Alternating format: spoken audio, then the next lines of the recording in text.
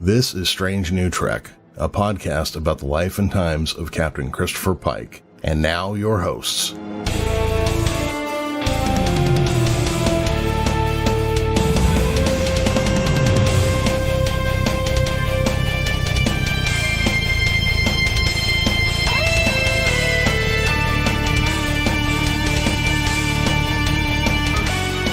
Space, the final frontier. And with these words, I find myself transported to a world that is both completely new and totally familiar. Names, shapes, colors, all feel like the embrace of an old girlfriend, or a long-lost childhood home that you only barely remember. This is the Star Trek that I think I remember from my childhood, and it's the one that I hope that I want, and not just in nostalgia run amok in my brain. This week we are discussing Strange New Worlds, the first episode, also titled Strange New Worlds. I'm your host, Jeremy Vilmur. Joining me now is my first officer, Commander Dog, and our chief engineer, Chris Noonien-Singh. What's happening, Chris? Hey, what's up?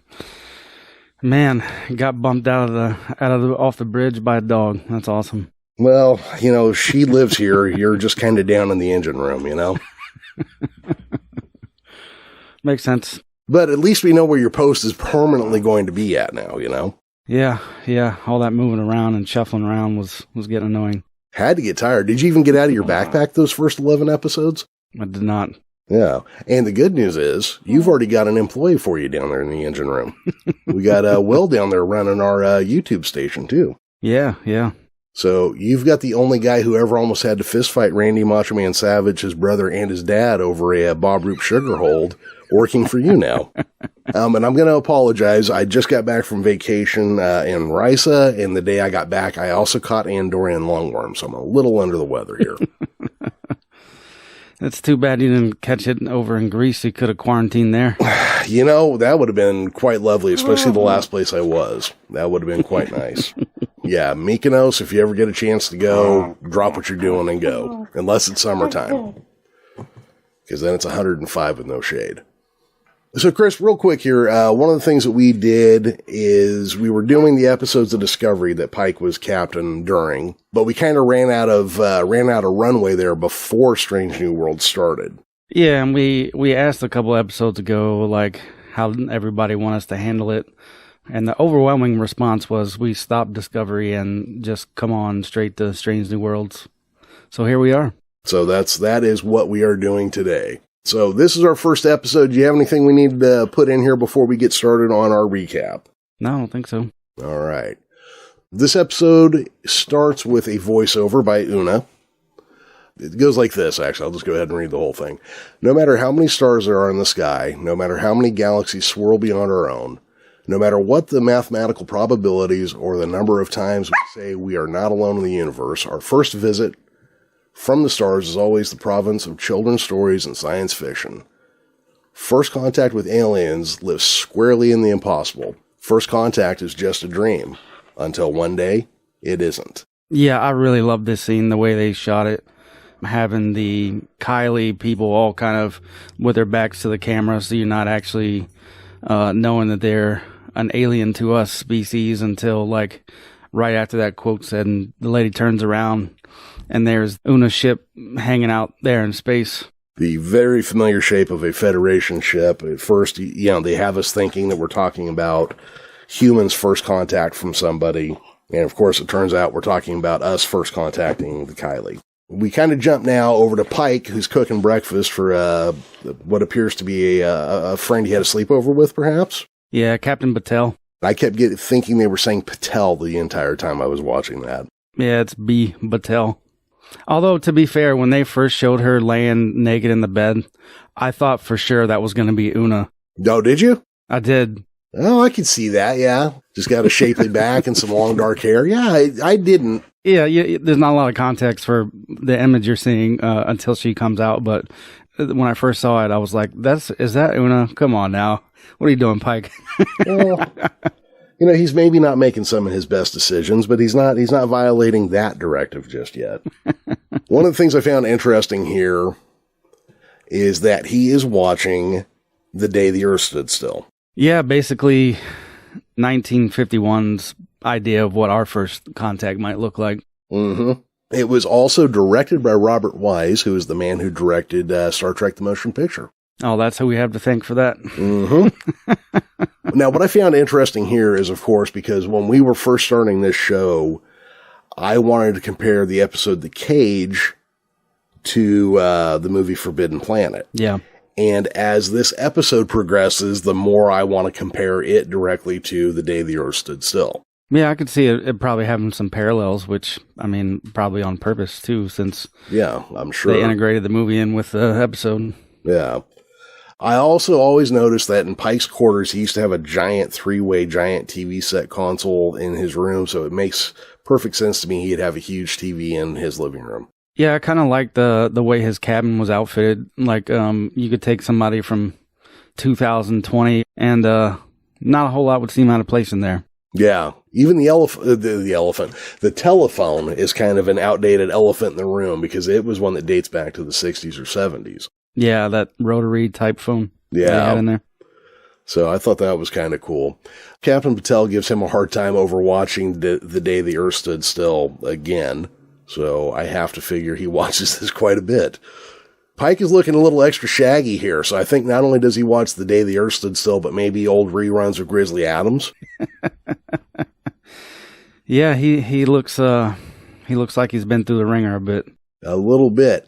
And we are kind of seeing a Pike who's very similar to who we saw in The Cage. He seems a little unsure about returning to Starfleet. Yeah, and again, this is what pisses me off about this current iteration of Pike.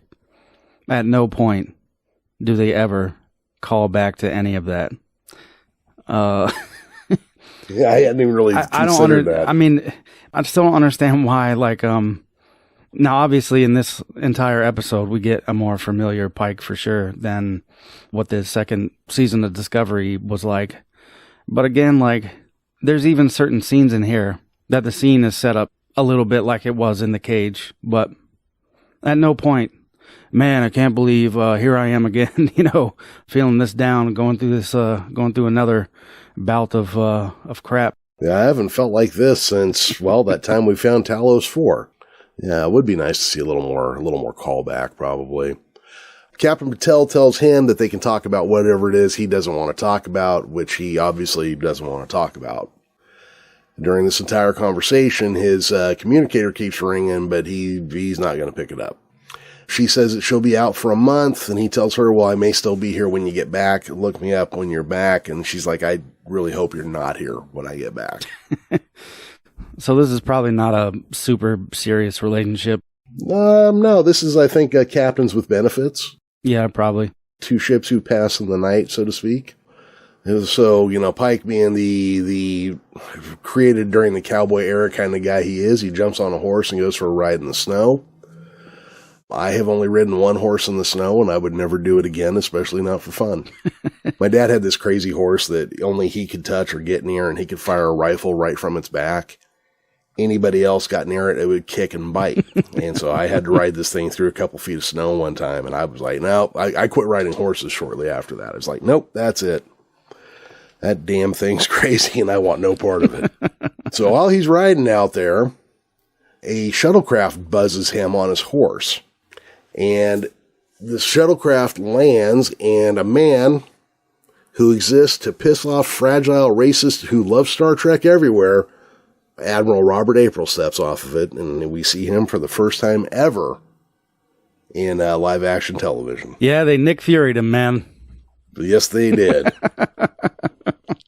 They done Nick Fury'd him. I would have been okay with them giving him an eye patch, too, No, yeah. Well, I mean, Robert April really only exists in the animated series as far as I'm aware. I mean, there might be other mentions of him in places, but I don't care that they did that. It is the least consequential thing I can think of. If you get the encyclopedia, there's a picture of him in there, but it's Gene Roddenberry with his head swapped onto somebody else's body. And also there was a couple books written. One, I know he was captain of the ship in, and he's an Englishman with shoulder-length hair who has to wear cardigan sweaters because he has a blood disease that makes him cold. And boy, let me tell you, did we miss out on a great character there. I saw a couple, well, I quit another couple Star Trek fan groups this weekend because of the stupid stuff I was seeing. Yeah, it's crazy, man. It really is. It really is. I mean, if this is what your life has come to, I just don't get it, you know. I'm going to go complain because a black actor got a job. Oh, shut up. To a largely, like, inconsequential character, at least previous to now. Yeah, well, I think now he's probably been on screen as much as the other Robert April was. Yeah, probably. Yeah. So, you know, you tell me which is the actual guy, because I'm tempted to say it's the live action person, since everybody else up until a few years ago said the animated series is non-canon. Yep. James Doohan played him back then. Yeah, he played 90% of everybody on that show. If it wasn't voiced by one of the original actors, James Doohan voiced him. That's the thing. So they have a little conversation here where April's like, hey, I kind of need you. And then Pike's like, no, I'm not going. You told me I had a couple months left to make up my mind. And he's kind of being kind of a petulant little bastard about it, isn't he? Yeah, I think here he says that the Enterprise is still in space dock for like another week. Yeah. And then they kind of get him to break down, and he says, look, basically, like, Bob, you don't want me out there. And Robert April is like, no, you don't want you out there. I need you out there. Yeah, and see, that whole conversation, again, is pretty much along a similar lines as in the cage where he was talking to the doctor. Not exactly word for word, but the gist of it is there. Yeah, they just needed a martini, and it would have been a pretty close scene. Well, we get that later. Mm-hmm. This is true. Okay, so this next scene here, I enjoyed this a lot. We cut over to Vulcan, and Spock and T'Pring are having a very formal conversation. I enjoyed seeing this because I don't know if we've ever seen a Vulcan conversation play out this way before, where they actually say, okay, so the next sentence I'm going to say is going to be a question, and then they ask the question. I thought that was really cool the way they did that, because it's a non-vague form of communication. They go back and forth. They're doing what I'm sure is the Vulcan version of flirting. She seems to like, she's kind of on the fence about his job. But then he gets her on the spot and says, you know, I thought you brought me here to ask a question. You're wearing mating colors. You're doing this, that, and the other. And she's like, oh, well then, will you marry me? And then, you know, he says, well, I thought you'd never ask. And they kiss. And Maitre D's like clutching his pearls. You two are going to have to go somewhere else. This is way more emotion than we can have here at a restaurant on Vulcan, please. Yeah, that was crazy. That was funny. I thought that was really good. I thought they head back to, I assume where one of them lives, or a hotel room or whatever. And while they're headed in the general direction of, getting their Ponfar on, this idea that T'Pring's not real happy with some facet of their relationship is really coming through. And that's when Captain Pike calls in. And he questions Spock about his nakedness, to which T'Pring's like, no, he was about to get naked, and then you called. And then Spock's like, oh, no, but she's cool with it. I'll be at the ship in just a bit. And then she's like, yeah, you should really ask me before you assume I'm cool with you just bouncing off again. Yeah, and it seems like this is not their first, what do you say, mating interaction or something like that. I was going to call it a Vulcan rodeo. But yeah, no, they definitely have some intimacy. And I think there's some questions, because if I remember the episode Amok Time, he says that they haven't seen each other since they were children, I think. No, he introduces her in Amok Time. That's his wife. Right, but I thought there was some statement about him not having seen her in a while or something. But regardless of which, he would not be the first person who's ever lied about getting laid. Especially, I would assume a conservative race like Vulcans, they kind of keep it to themselves. Yeah, but I always have this feeling like they're like Victorian era humans about it, though. Pearl clutching in public, but oh man, super super crazy behind closed doors. Exactly, yeah. I mean, it'd be like every Baptist girl over here. Oh no, I'd never do that. And then they're pregnant at 17. So Pike gives him the rundown of the situation. He says, okay, I'll meet you on the ship, basically. The situation, which I didn't really state when Robert April got there, but number one is missing. She was sent out for a first contact scenario, and they haven't heard back from her. So this is why everybody needed Pike to get the ship out of dry dock and head on over. They were following a warp signature. Yeah. And I've got some questions about that, but I'm going to get through the next couple pieces here before I bring up any of that. We cut now back to Pike, and he is on board. The shuttlecraft Stamets. Shuttlecraft Stamets, yes. For our favorite mycologist, astromycologist. There you go. Stamets. Yeah. Who is believed to be dead, but is instead 1,000 years in the future. Well, no, I guess officially he's dead, but classified, he made it. I don't know how they would know that. Well, the people who named the shuttlecraft wouldn't. They named the shuttle after a dead guy who was a hero of something, we'll just say to the scientific community. Yeah. Because you remember one of the shuttlecraft on the Enterprise D was the Pike. So it wasn't named within his lifetime, but it was named after him. Now we're back to a very sullen Pike. Very, very, just kind of like, I don't want to be here. And he's kind of being rude to his pilot, to his shuttle pilot. Now, Chris, there's an interesting thing that I'm going to reference again later. Captain Pike has a personal access display device in his hand. Mm-hmm. That if you pause at the right time, you can actually read everything that's on it. And it has a lot of detailed information about a character that we have yet to meet, but who it is very helpful to understand some things about later.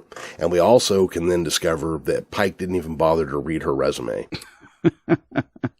Yeah. La'an's information's on him, on that pad. I thought that was very interesting there. So, for the first time I've ever seen this, instead of waiting for his shuttle to land, he just beams over to the transporter room. Yeah, I thought that was weird too. Yeah. Where he was like, again, just kind of being rude to the shuttle pilot. He's like, all right, that's it. Get me out of here. Yeah, I don't even want you to take me in for a landing. We're done here. I'm not going to stick around that long. And to be fair, while I was in Greece, I took a couple Uber rides where I wish I could have just beamed the rest of the way, just to my destination. So he meets Spock in the transporter room, and they have a quick conversation. They enter the turbo lift, where I thought it was kind of interesting. Now that they're alone for a second, they can both say they miss Michael Burnham. Yeah, it was nice getting a call back to that, since they don't seem to want to call back anything else. Yeah, exactly. I just thought it was kind of cool that they did take the time to do that. Now, did you notice that there are a lot of references to classified information in this episode that you don't have clearance, or so-and-so doesn't have clearance, or somebody with a lower ranking still has more classified info than somebody else? Yeah, it makes sense. Yeah, I thought that was kind of interesting. Well, I mean, I guess it's kind of weird that it would be classified, but, well, I guess some aspects of it being classified, like the fact that they went 1,000 years into the future. But, the whole battle in and of itself, how could you keep that classified given it was so large? Well, and that's another thing right there, too, that becomes an issue again here later. I never understood, and, we'll get back to that episode when we get there, but I wasn't aware that Federation craft carried fighter drones or whatever, and I don't know if that's a thing we're just supposed to be get used to in the modern era or what, but that struck me as weird. And you didn't watch Picard, but season 1 ended up with a fleet of 500 Romulan ships facing down Captain Riker with 500 Federation ships just eyeballing each other, And I'm like, that's an awful lot of ships when you consider the Federation brought 18 to fight the Borg. Yeah, one of these days I'll get into it. But yeah, just that large a number just kind of strikes me as odd. So as they are headed to the bridge, Pike discovers that Noonien-Singh is going to be his first officer and not Spock. Apparently, Starfleet thought Spock was better off just staying in charge of science, and that was it. Yeah, remember that time we chased you across the galaxy after we thought you murdered some folks? Yeah, that's the other thing, isn't it? This guy got his job back awful quick. That was a settlement. Yeah, there was a lawsuit. Defamation of character and whatnot, yeah. They enter the bridge where they are met by Noonien-Singh, and on the bridge are also Eric Ortegas, the helmsman, Jenna Mitchell, the navigator, and communications officer Nyota Uhura. Yeah, Cadet Uhura. Cadet Uhura, yes. I like the recasting so far. Mitchell we didn't get a lot of, but I like everybody we have seen up to this point. I think everybody's doing a great job. I enjoyed all the actors and their roles. Ortegas seems to be the funnest character of the bunch so far. Yeah, she might replace Jet Reno as my favorite character. Yeah, she might be the new Jet Reno. So once they get all settled in, Pike takes over command, and they get the all clear to leave. And then Pike looks down at a piece of glass, and he sees gas station nachos looking right back at him.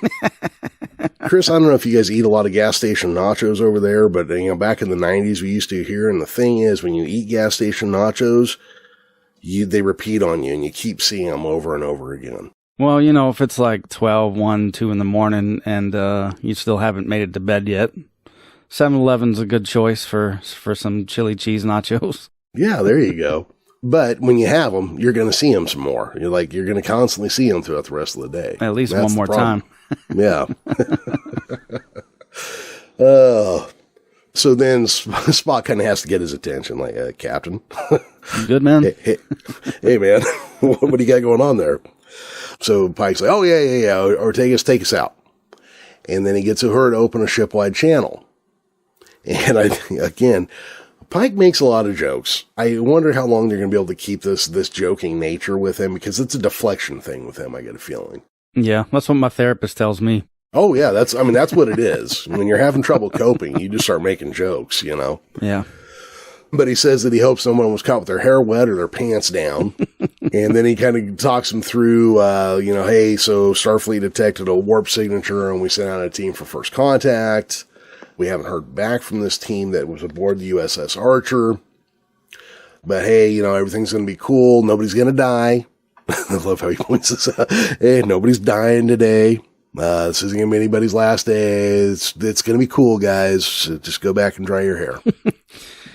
Yeah, I feel like that was a weird statement to make. I mean, I guess in his headspace, it might not have been weird, but just hearing him say that over the whole intercom system, I was like, it's a weird promise to make. Yeah, because you kind of get the feeling, this feels like it would be right after the Rigel and Talos thing.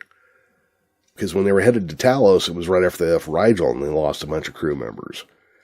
And you get the feeling that, like, oh, I forgot about that year where I was captain of the Discovery, and I'm flashing back to that, that time on the Enterprise now. Yeah, again, with their lack of callbacks, man, I still have trouble putting this into I know there is an established timeline here, but given the mentions of stuff in the order they're mentioned in, it just always throws me off. Because there's another spot near the end of the episode where it kind of throws off some timeline stuff. Yeah, because it kind of seems like they're just leaning into more of it being a sequel to Star Trek, but not really referencing, the original pilot or Discovery very much. Just kind of real vague mentions of it. So Pike does that announcement, and then he gives the con to Noonien-Singh, and heads to what I guess are his quarters, but look like a gigantic, rec room. Yeah, it didn't really look like quarters to me either. It looked like like you said, a rec room, like an all-purpose room or something. Yeah, because it is a giant room with a huge bar area. It really looks like when you rent a suite, but you get all the attached rooms and open everything up. Yeah, and this scene right here is another one where it felt like it was a continuation of the scene with Pike and the Doctor. So if the first half of the conversation was with April, the second half of this conversation here is with Spock here, to kind of call back to his scene with the bartender / doctor. Yeah. So yeah, Pike goes in. He's being all sullen still. There's a chime at the door, and it's Spock. Spock kind of broaches the subject, and I don't want to overstep. And Pike's like, I'll go ahead, overstep. And they discuss, his vision, but Pike's like, look, it wasn't just, a vision. I experienced the entire thing. And I couldn't tell, is Spock giving him a pep talk, or is he telling him to suck it up and get on with his life? I wasn't really sure where Spock was coming from with that. Both, I think. Yeah, I mean, yeah, it could be both. What was the thing? Be the captain of the ship, or however it was said, but that was like, do what you're supposed to, which is being a great captain. And then, as that's winding down, Uhura calls him and says, hey guys, we're here. So Spock heads to the bridge. Pike catches a reflection of his nachos repeating again. So the Enterprise comes out of warp. They find the Archer, but no response. Matter of fact, there is no subspace communication at all in this area. Yeah, even from the planet itself, which they think is weird given the fact that there's reports of a warp signature. Yeah, very out of place. The ship is completely intact. There are no life signs, but no evidence of dead bodies either. They pull up the crew manifest, and it's just Una and 2 astrophysicists. Now, that seems really weird to me. Yeah, it seemed really weird to me too. They have a whole ship crewed by 3 people. Yeah, I mean, I get there's tons of automation available, but you don't have an engine guy down there? So I was going to say, what if something goes wrong with your engines? Are you're screwed and that's that? That leaves a bridge, and it looked like, I don't know how many stacks of windows there were, but at least 3 or 4 decks on that saucer section. So is one person in charge of the ship for 8 hours while the other 2 sleep, and then another one leaves up? Yeah, it didn't make any sense to me that it was only crewed by 3 people. Now, if they would have mentioned, like, the 3 main people and then, another 100 souls or something. Well, you could even, they have a skeleton crew of 23 people or whatever. Yeah. But yeah, 3 people and that's it. I mean, that's what you need to run like a shuttlecraft. Okay. But if we want to dig into that more, I guess we can nitpick on that one a little bit later. Then they start poking around a little bit more, and they're like having trouble even really picking up on warp signatures around here. And the one they are finding is weird, is what Ortegas calls it. Yeah, a weird signal variance. And Leanne recommends raising their shields. Spock's against it because it goes against first contact protocols. And so Leanne points out that there are no docking facilities, no subspace chatter, no interplanetary traffic, no signs of colonies on any of the other moon satellites or bodies in this system. And I think that's, that's like starting to bring Pike along here. And Spock points out, he goes, yeah, these people appear to be about 100 years from developing a warp drive. And then Pike's like, okay, raise the shields.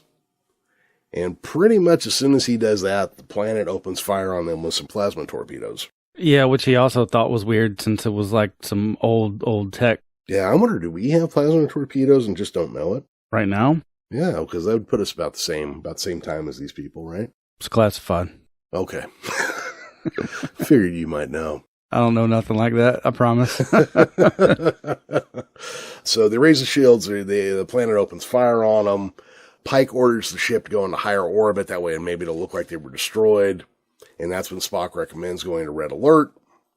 And then Spock also says, hey, these guys haven't developed a warp drive.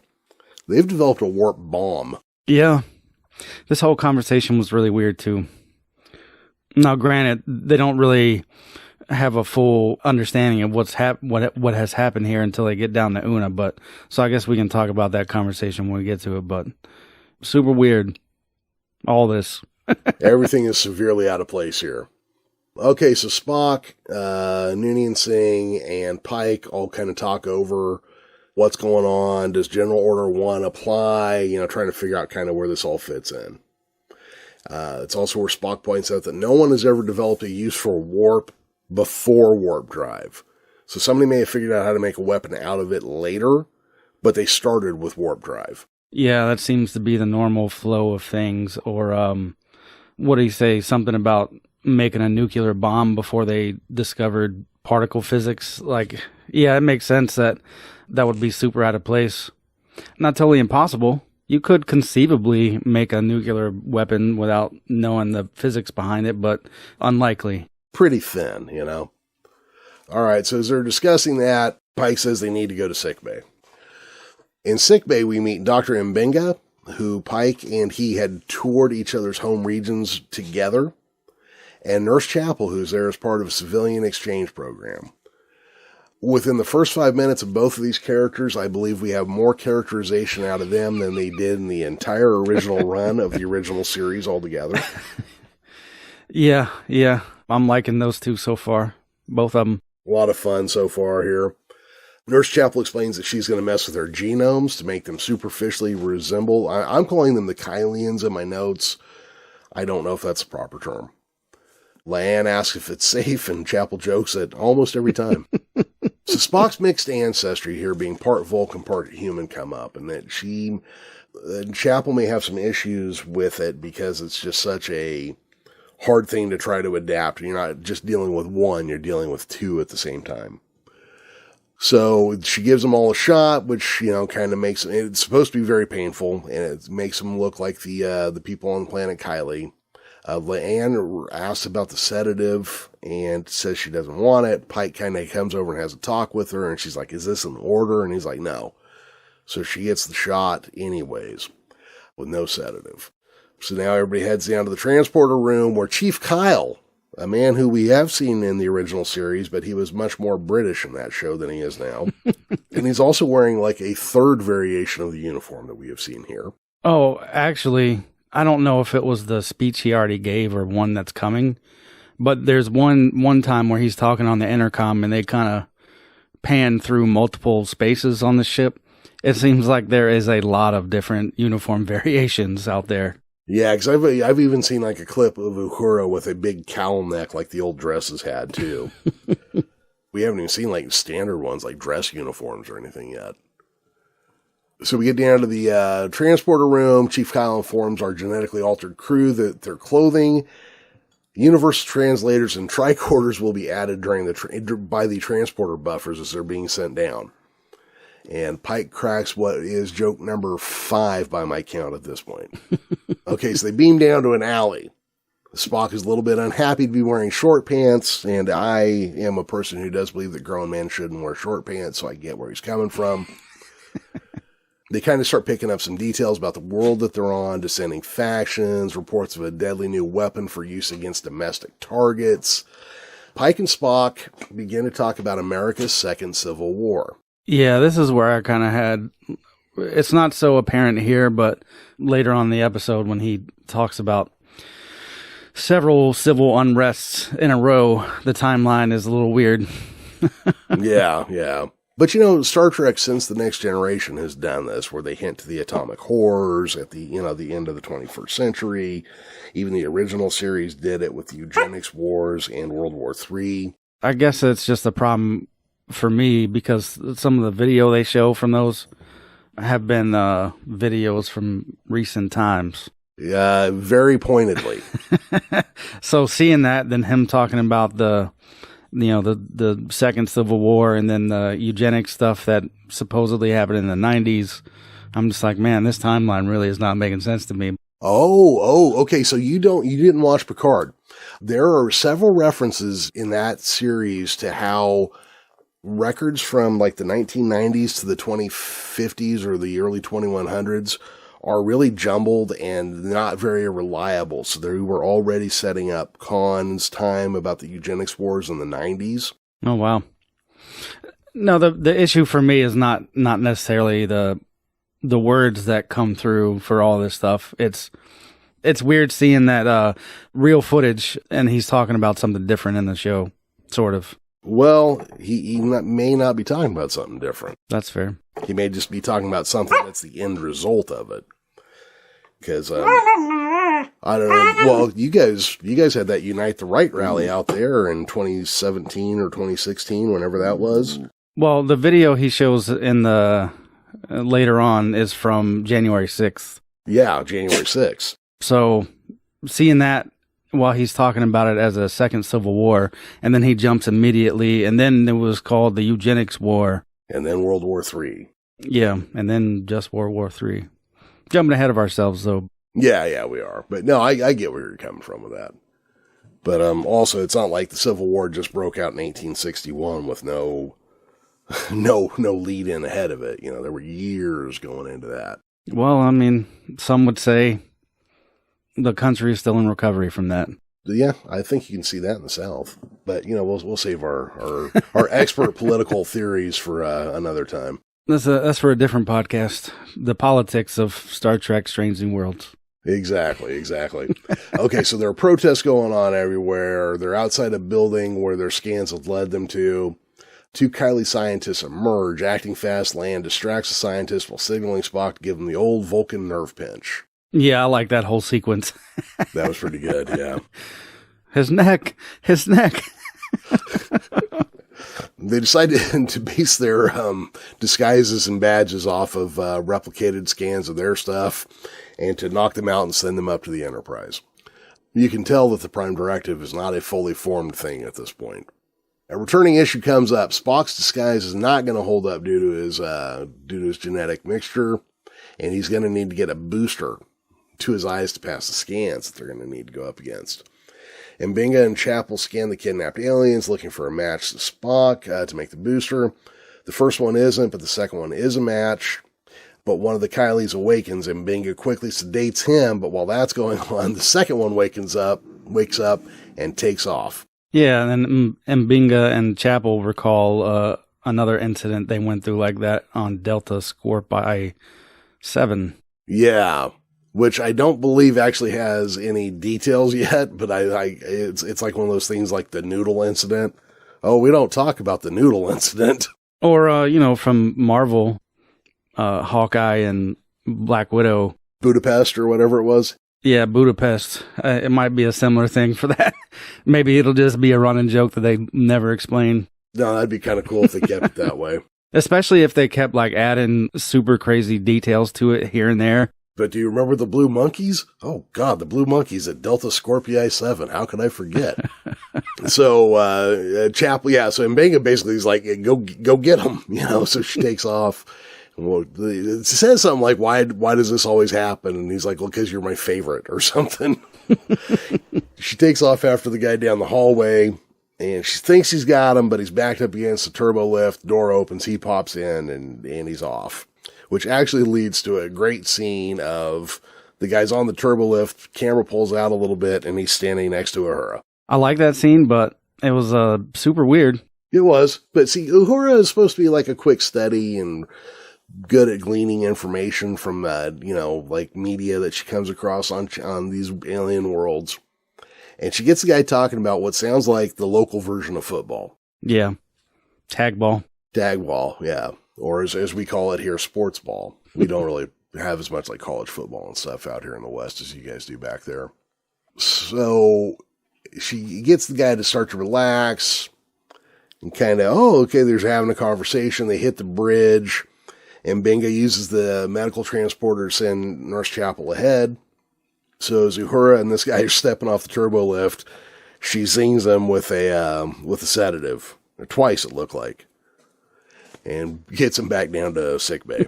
I like that this episode takes a little bit of time to throw in some kind of goofy things and some fun little moments that aren't like galaxy spanning, huge destructive things. Just like, oh God, an alien got up and he's running around through the ship and we gotta catch him. Yeah, not even a harmful one, really. Yeah, just some dude. So we're back on the alien world. Pike, so they're going into the building. And they're being told that, hey, it's going to be a few minutes. We got to get a thing down for Spock, so he's going to be able to clear the scan. And they're being forced through the line. And Pike's like, we're not going to have time for that. So Pike clears, Land clears, and Spock ain't doing so good. Yeah, this was a funny scene also, where at the last second, the booster comes through. I still don't understand the logistics of all that, but it was a good scene even though. Yeah. So Chief Kyle had to beam the booster directly into Spock's eyes. Oh, is that what happened? Yes, that's what it was. Because they asked him, hey, could you beam a booster shot the liquid directly into his eyes? He's like, transporters don't work like that. And then he gets a call from Ortegas where she's like, hey, you know that thing? Yeah, can you make a transporter work like that? Because you're going to have to. So they get it in there, they get clear, and they get inside the building. Now that they're inside, they can actually track the warp signal, and I believe they can actually track their missing crew people as well now. So they head down, they take the elevators down to where they can locate the signal to. They're on in the elevator with other people, and some of these Kylie aliens notice that Spock's ears are shimmering. So this is really quite the problem. This is one of those deals that would have been better off with like makeup or something. The one lady in there that sees it happening, she's just standing there like frozen. Like I can only imagine what's going through her mind. Like, is that a flashback, or is this really happening? Did anybody else see this? Yeah, all that space LSD I took back in the 60s, or what is this? Once they kind of get alone, they get off the elevator together, and Spock admits that it hurts. He's like, yeah, this is kind of terrible. They find Una and her team. They're a little battered. She's in a cast. One guy's in a sling. They've been shot up. They have a little number one confusion. No, like the original number one. That's who I need here. And then it turns out that Una and Leanne know each other. Yeah. And Pike did not know this. Again, backing up the fact that he never read her detailed report that he had in his hand. Because it's in there. Well, I mean, he read enough to know at least a little bit of her background. But before we move on from that, because it wasn't mentioned before, she was a prisoner of the Gorn. And I'm just sitting here like, man, if they don't show a dude in a suit, I'm going to be upset. We have had this conversation almost prophetically. I agree. If it's not a rubber suit, slow moving Gorn with crazy insect eyes, I'm going to be very upset. Now, of course, this is the mention of the Gorn is the first thing that set off my internal nerd, because I could have sworn in the original series the Gorn were an unknown species. And then somebody on Twitter pointed out to me that they could be known by the Federation, but not known to the crew of a ship. It was a guy named Juicy Cake of Figs. But if you go through and you read the report on the pad, it says that the Gorn are an unconfirmed alien race. Oh, okay. So that's how they're getting around it. So she may be the only... Oh, and it was a first contact situation with the Gorn is what it's called in there as well. So her people were the only ones that had ever dealt with them. Oh, so that might be behind the classified wall, too, which is why nobody else had heard of them. Yep. So then I'm going to ask something, and it's probably not, and it's probably contradicted in here already, but the first little thing that went off in my head with the Leanne and her people being found by the Gorn was, what if they weren't on a Federation ship, but were instead on a sleeper ship like the other of Khan's followers? Yeah, I was kind of thinking about that too, but then why would that be a first contact situation?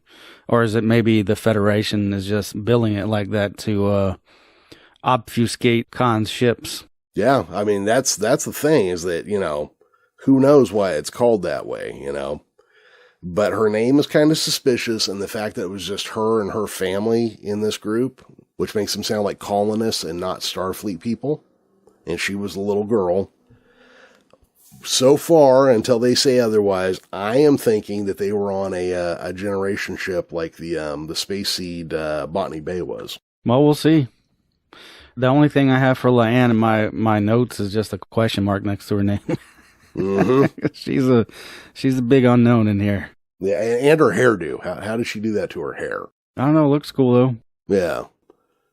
So now Pike asks, "Hey, how did these people develop warp?" And then Una's like, "Shh, nobody else here has security clearance." And Pike's kind of like, "Okay, you know what? I'm sick of that answer. Tell me what's going on." And it traces directly back to the end of season 2 of Discovery. That giant battle in space was very close to this planet, and they somehow gleaned enough info from their telescopes and whatnot, and I'm sure their radio spectrographs and things to tell what kind of reaction was going on. Except for, to them, the most obvious use of this information would be to make a bomb out of it. Yeah. So they have a little discussion again about General Order 1. Does it apply? Does it not apply? Pike, for some reason, again, is seeing a reflection of a plate of nachos on the screen. And now he decides that he's going to kind of go according to his own plans. He tells the rest of the crew to get back to the ship, that he and Spock will remain. And Spock's like, hey, Captain, don't you think they'll catch on to the fact that I'm an alien? And Pike's like, yeah, that's kind of my plan. So their elevator, everybody else takes off. Their elevator gets to its destination. The door opens. There's security agents standing there. And I love this. Pike looks at him and says, "Take me to your leader." Yeah. I love that they dropped back to this old UFO canard, Yeah, that was funny. Yeah, it was good. Very much, it's kind of there with the day the Earth stood still kind of thing. So they're taken to the head of the planetary government. Pike apologized to the entire planet, basically, for the effect they had on it. To which the leader's like, what are you saying? Like, our scientific discoveries are like an accident on your part? And he's like, no, but we should have been careful about what we were doing anyways. Yeah, I mean, she was kind of asking him like, oh, you're sitting here acting like we didn't do all this work. Like, you did this to us. Our people didn't build all this technology. Exactly, yeah, where he was just like kind of taking it away from them. Yeah. That's why I hate when people ascribe like the pyramids to aliens and stuff. Oh, that drives me nuts. I'm like, are you kidding me? Have you seen the things that we as human beings can actually accomplish when we want to do something? Yeah. I mean, we had somebody that stared at an olive tree for 6,000 years, so they figured out the right way to mix oils and salts and spices to eat the damn things. We can figure out a way to build a pyramid. But yeah, so that was kind of the implication there. She's like, yeah, are you saying this, that you guys did this and not us?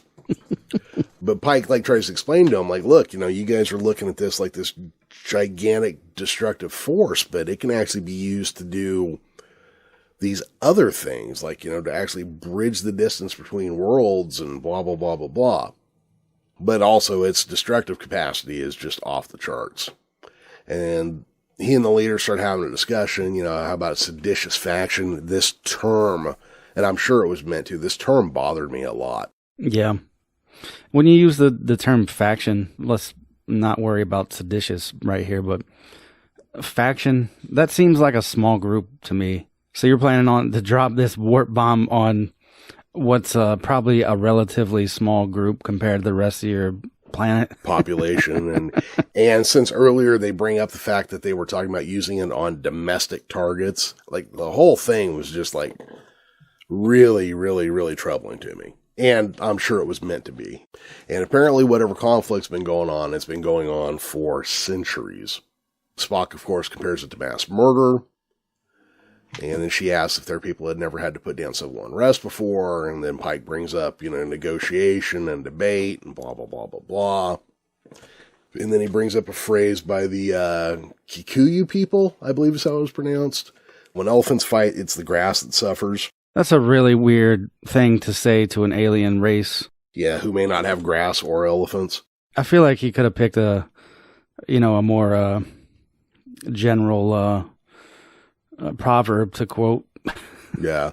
When giant animals fight, it's the ground that suffers. Yeah, I mean, in the context, it makes sense because it basically is talking about all the civilian casualties that are going to be suffered as a result of a political fight. Yeah. So she points out that, hey, you're bringing me parables and proverbs, and what I need is a big stick, and whoever has the biggest stick wins. Basically, I mean, it ends up kind of going nowhere. She's about to have them sent back to, I assume, jail.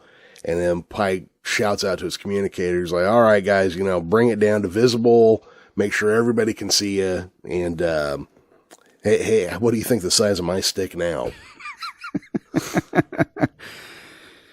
Yeah. I have the big stick now, so why don't you just calm that down? Uh-huh. Because I'll start just swatting shit out of the air if you want to be that way about it. All right, so then we cut to newscasters and reports of the government and factions meeting. Back on the ship, there's a conversation I was having trouble following. I know it's a theme of some kind, but I just wasn't picking it up. And that it was about thinking you are going to have a way out all the way up until the moment you're about to die, when you just feel surprised because you finally have to realize that you're not getting out. Well, I mean, even the Civil War comment here is, I think, accurate to our own time.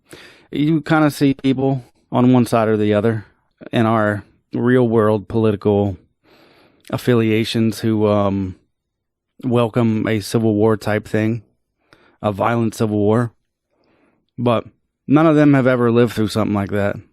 So it's fairly abstract to them. You don't think about all that stuff until it's happening, and you can't stop it from happening. I think that's kind of where she was going with that. I can kind of see that. That does widen it up a little bit, but yeah, you go from the personal to the societal at that point. Yeah, I mean, because you got a bunch of untrained and undisciplined people who will at least say they are willing to fight and die for the things that they believe, which might be true, but the idea is abstract until you're standing in formation. No, it's very true. Last year I bought a replica of the Colt Single Action Army, and here in California we have pretty strict laws about buying firearms, right? So I had to go in and out of this gun store several times just to get the waiting period, all the paperwork, blah, blah, blah, blah, blah. And on a lot of the stuff on the walls and printed on papers and t-shirts they're selling, it says, if called to arms, I will answer. And there is, no kidding, 6 blocks from us, Army, Navy, and Air Force recruitment offices. And I'm just thinking, I could drive you guys right to a place right now. You want to be called to arms, we have open enrollment, people. Yeah, a lot of people think they're about that life until it comes to them. I really think that that's what this conversation's about. Okay, all right. Because that war bomb's going to do more than just destroy the seditious faction. Oh, absolutely, yeah. There was an interesting line here where Leanne says, not believing you're going to die is what gets you killed. Yeah, you do stupid stuff. Mm-hmm. Pike asked her to repeat it. She apologizes, recalling something her father said. If Pike had read more of her file, he would have picked up on the story that she was on the SS Puget Sound and was attacked by the Gorn. The crew brought to one of their planetary nurseries. She had not understood her father's meaning at first, but had time to think about it, and she was the only member of the crew that survived, and part of it was that she realized, everybody else was thinking they were going to get away, and she's like, I'm dead. But apparently the Gorn have a tradition that whoever survives their breeding sacs and their feeding, whatever it is the Gorns are doing with people, they take the one survivor, stick them on a life raft, and shoot them back into space. Yeah, again, not to keep referencing other stuff in here, but that statement also reminded me of the first Pirates movie, where Jack's in jail with these other couple lower criminals, and they see the Black Pearl and coming up to the town or whatever, and start giving the legend about the Black Pearl, and then one of them says, they say they never leave any survivors, and then Jack's like, well, how the stories get out then? So this sounds like something like that, where they want the stories to come out, so they're going to leave one person alive to tell it. Well, Genghis Khan used to do stuff like that, too, where he'd slaughter an entire, party and leave one alive and send them back, tell your masters what's happened kind of thing. Well, he either did that or that actually happened when he sent one of his groups to talk to somebody, but that was like a thing back in the olden days. You'd leave one person alive to oh my God, you guys. Just to make sure they didn't think it was some passive aggressive move. They had to know it was you. Exactly. So Pike considers what she was saying there. He tells Uhura to get a video package basically ready when he says to go. And then he beams down to where the seditious leader and the rightful leader of the planetary government of Kylie 279 are meeting.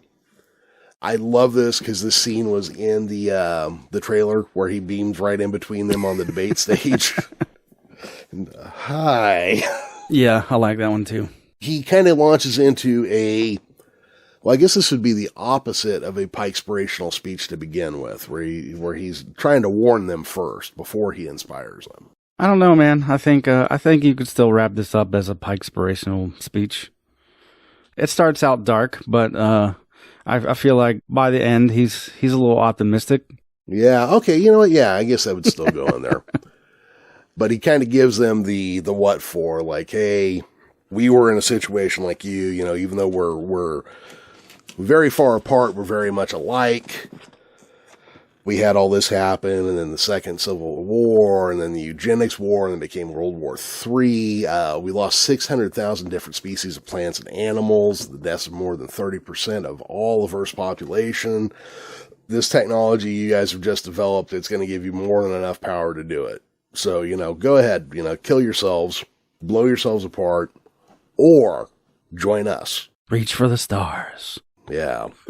They didn't show it, but I'm sure there wasn't a dry eye in the house, and everybody was standing and cheering on the entire planet. And then everyone clapped. Yes, because Pike just has that, just has that ability.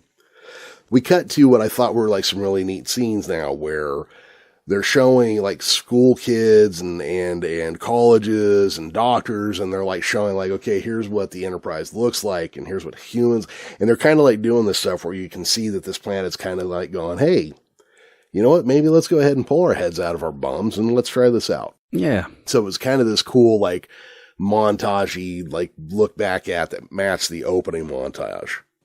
Because you had the first one that's very, like, militaristic, and the second one that's very scientific. Makes sense. I like it.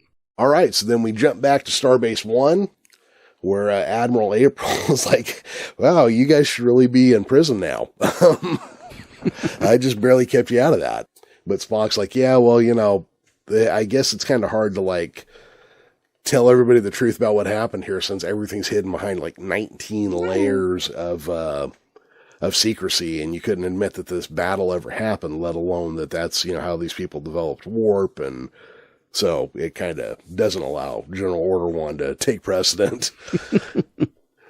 And then there's this thing where Admiral April, he says, well, they're really going to double down on this thing. They're going to call it the Prime Directive. And Pike's like, that'll never work. Yeah, that name won't stick. That won't stick.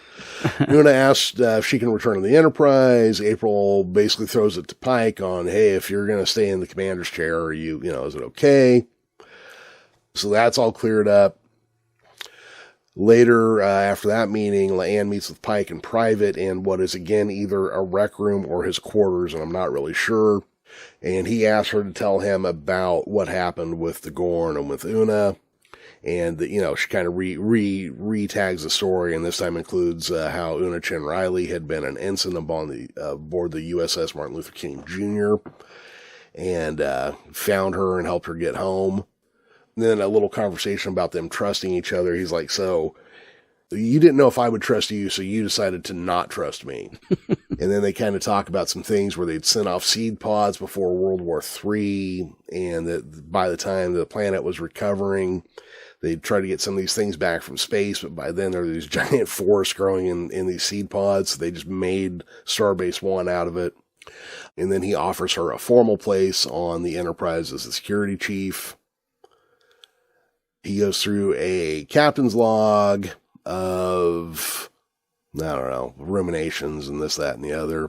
But my favorite part that was about to come out comes up at the very end of this, and they had hinted at it earlier. Yep. That Lieutenant Kirk was supposed to be one of the people amongst the crew. And so finally, as we're getting into the denouement and the wrap-up of this episode, hey, Lieutenant Kirk's coming. And onto the bridge walks George Samuel, a.k.a. Sam Kirk. Kirk's brother from the Operation Annihilate episode. That episode where William Shatner's wearing that molestache. Yeah, he's got the molester stash. And raviolis stick to your back and kill you. I thought it was kind of a cool bait and switch that they pulled. Because they'd let the info out. Hey, yeah, you know what? Season 2, Captain Kirk's going to be there. So when you first heard that they're waiting for Lieutenant Kirk, did you think, oh, well, of course. Because they'd already let it out.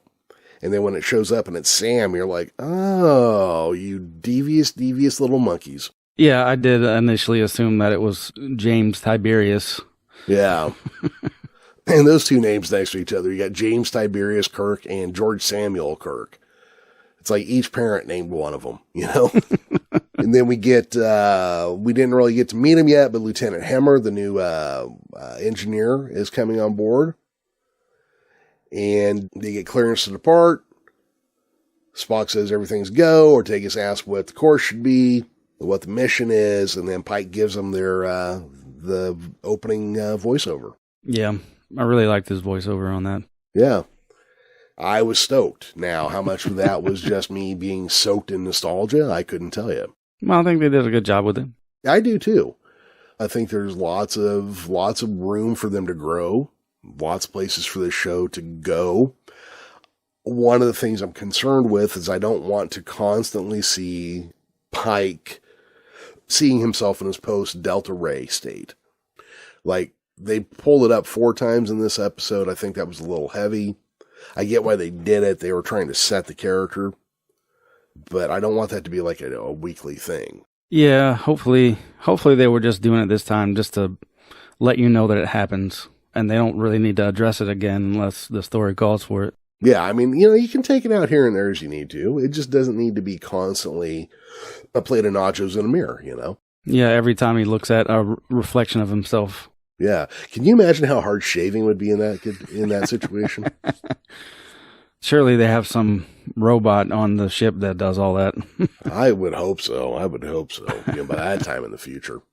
What were your closing thoughts? What did you take away from this episode? It was a good start. It was a good first episode, I think.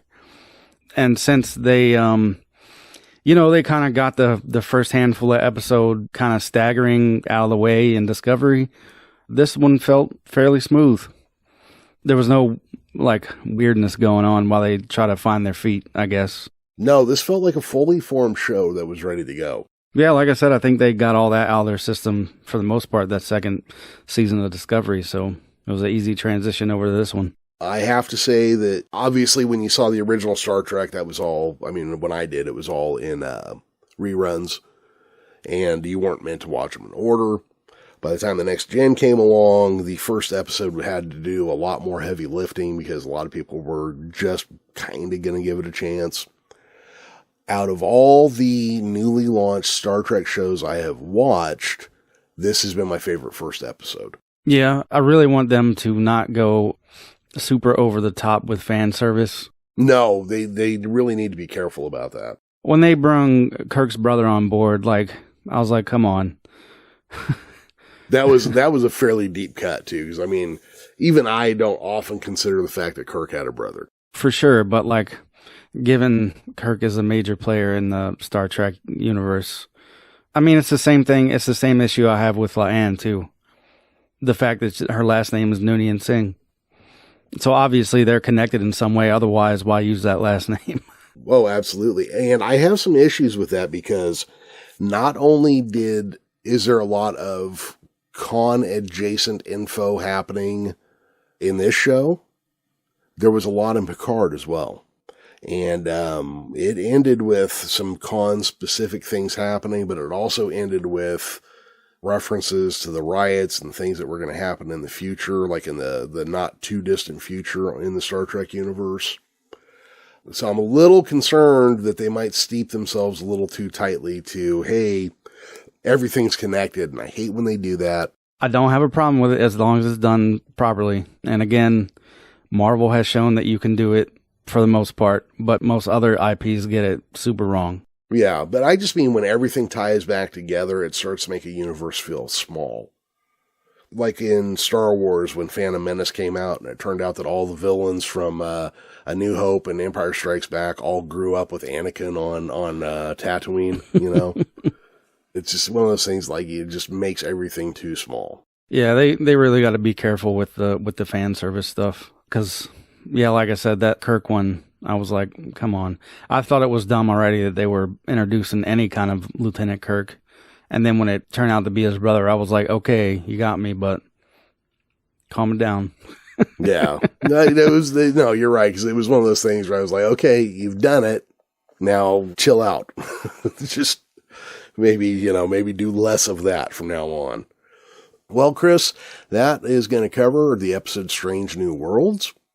Where are we headed next week? Oh, next week.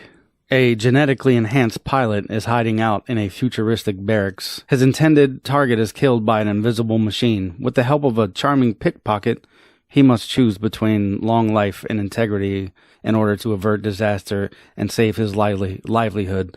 Plot twist, it's Kirk's brother. Kirk's other brother. Yeah. Samuel George Kirk. Yes. Samuel George Tiberius Kirk.